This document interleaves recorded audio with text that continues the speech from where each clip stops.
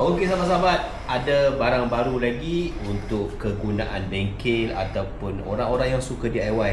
Kali ni saya order Ed Steel. Okey, ini adalah wrench tapi yang jenis L. Okey. Dia punya soket macam ni kita masukkan dekat tepi. Selalunya kalau kata impact kita akan masukkan daripada atas. Okey, tapi ini daripada tepi, bermakna kalau kata tempat-tempat yang sempit pun kita boleh gunakan. Okey, dia punya ni dia pakai bateri sahabat-sahabat. Okey, bateri dia ni macam universal lah, macam-macam model yang boleh masuk. Okey. Kita boleh tukar juga kiri dan kanan. Ni saya try on lah. Okey, lepas tu kalau kita nak ubah dia punya direction, kita pusing sahaja.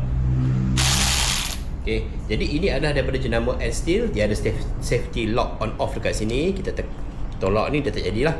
Saya beli ni dia datang sekali dengan bateri. Dia bagi bateri 1, 2, dia bagi manual, lepas tu dia bagi charger 1 dengan dia bagi set socket. Jadi untuk sahabat-sahabat yang mana berminat untuk dapatkan set wrench yang L ni, harga murah. Boleh check dekat link yang saya letak di bawah.